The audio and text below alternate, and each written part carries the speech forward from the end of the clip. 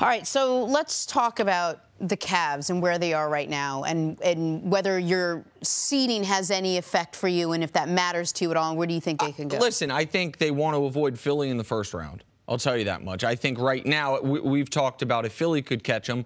Indiana's only a half or one game back. Indiana also, by the way, won the season series with Cleveland. So if Indiana and Cleveland finish with the same record, Indiana can jump above them. Then they're likely in a 4-5 matchup with Philly. I think they would like to avoid that. About yesterday's game, I know LeBron had a triple-double.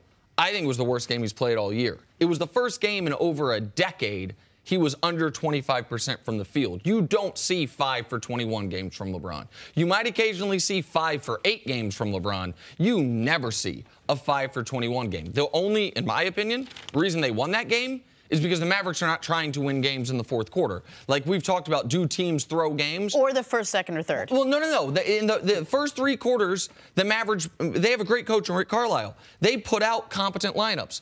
And then come the fourth quarter, the way they tank effectively is Carlisle knows what their worst lineup possible combinations are. They put them out in the fourth quarter, and what happens? They get beat in the fourth quarter 25-10 when the Cavs weren't even playing that well in the fourth quarter. The Mavs just had no competent offense whatsoever. Like, yesterday was a bad game. And the other thing is this. LeBron said, we just lost our starting point guard.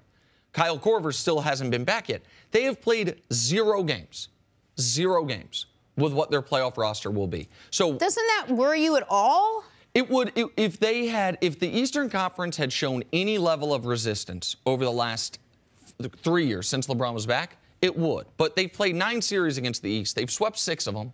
They've gone to 5 games in 1, and they've gone to 6 games in 2. Like, even if the East has caught up a little bit and the Cavs have regressed a little bit, to me, they're still demonstrably the demonstrable favorite over everyone else. But I agree with LeBron. Like, well, I don't know what you expect. Are they going to be in a dogfight in the first round for the first time since he got back? Depending on who they play, that's on the board. But I don't think you agree with LeBron. You said Cleveland's going to be in the finals. Absolutely. LeBron didn't say that. Well, he didn't say they're not going to be in the finals. Like, what do you? He said, I don't know what to expect in this team in the postseason. Right, but you said you know what to expect. You said they're in the finals, though. Yes, absolutely, 100%. You see what I'm saying? So it's totally different than what LeBron's saying. Well, I think, sure. I mean, but LeBron last week said it doesn't matter what seed we have. I like my chances. That was before George Hill got hurt. Yeah, but if George Hill were out for the year, I think I would be adjusting things as well. George Hill's not out for the year. George Hill will be back before the postseason. Right. Go ahead. What I'm just trying to say is that there should be a certain amount. They're fortunate they're in the East, because that's the only way that you wouldn't have trepidation. If they were in the West, there's 5 teams in the West that could beat them.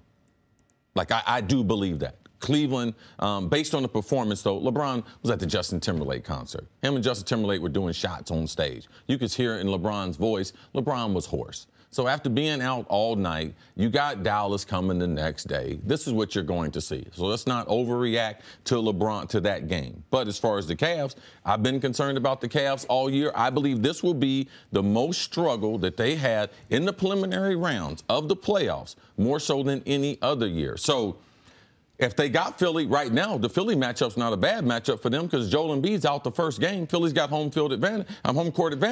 Cavs are going to win the first game. So I don't care if they have home court advantage. The Cavs are going to win game number 1 before Joel Embiid plays. So I don't look at that as being a bad matchup, being up 1. You don't care if they're the 3 seed or the 4 seed? Well, I mean, their health is the number 1 thing. All right? Getting all the guys back to being healthy is far more important than 3, 4, 5, 6, 7, or 8. Cece, would it surprise you? Right now the Cavs are 47-30. Last year, they won 51 games. This year, they're going to win either 50 or 51 games. They very easily could finish with the exact same record as last year. Despite, obviously, last year they didn't have any of this type of roster turnover. They added Kyle Korver right before the deadline, and that was really their only major addition. This year, Kyrie gone, Isaiah Thomas in, Isaiah Thomas out, coach in, coach out, no Kevin Love in, Kevin Love out. What do you make of the fact that they're going to win the same amount of games as last year? When last year I know you had, I think I know, you had almost no level of concern about Boston beating them in the playoffs or about their ability to make it back to the NBA Finals. Well, I think the East is better. I think Cleveland has been a tremendous disappointment based on the Kyrie trade, everything they went through with IT, trying to get it right, and now getting the players. If the players they traded for, almost all those players have spent some time on the bench hurt. Kevin Love being knocked in the lineup, not being in the lineup. So all these things give me trepidation. This is not a great basketball team. That's all. They're not a great basketball team, and they're very fortunate that they're playing in the East. They got one star. That's LeBron. And the rest of the players, you can't depend on them.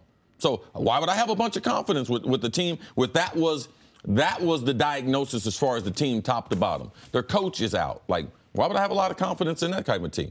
He calls resting players vogue now. Yeah. It's like in vogue to rest the players. Where do you fall on the rest versus rust, and whether these guys should take a break down the stretch? Typically, I would say rest, rest, rest. You have nothing left to play for. Typically, average team for the Warriors, rest, rest, rest. I feel very differently about this specific Rockets team. This Rockets team needs all the positivity possible headed into the postseason. Their key players and their coach have too many bad postseason memories to have any doubt creep into their mind going into the postseason. Listen, they had won 11 straight. It was their third separate winning streak of at least 11 games this season, which is totally remarkable. I'm not going to kill them for losing a game to San Antonio, a desperate San Antonio team. It's going to happen. But I think that 65-win marker that I've been talking about is an important one. They got to go at least 3-2 to get there. We've talked about only 20 teams have ever reached that mark. I think you need this team to feel like we're the healthiest team, but also, most importantly, we are the best team in the NBA. Because Mike D'Antoni knows that he keeps getting beat by San Antonio in the postseason. James Harden knows that 2 of his last 3 postseasons have ended with terrible performances by him. And Chris Paul knows that he's never been in the third round of the playoffs. Like, this team needs to be rolling headed into the postseason. If that means you can't rest everyone, I'm fine with that. Chris Paul wasn't playing. I think that's important, Jenna, to note. They had won 11 in a row. So now, man, they're really falling off. Now in the last 10 games, they're 9-1. So the most important thing about this team, which right now we can say, because this NBA season, for all intents and purposes, is over. This was the best team in the NBA 2017 and 18. They've proven that over the long haul. The combination of Capella, Harden, and CP3 has been lethal. We know. Yeah, their resume in the postseason, it's not a great one, but they're not going to increase that in the last week of the season. They're not going to help their resume in the playoffs by, oh, man, let's go into the playoffs real hard. The thing they got to worry about is injury. So I'm about playing. But Houston, it's about rest. For them, Chris Paul, is he going to be healthy?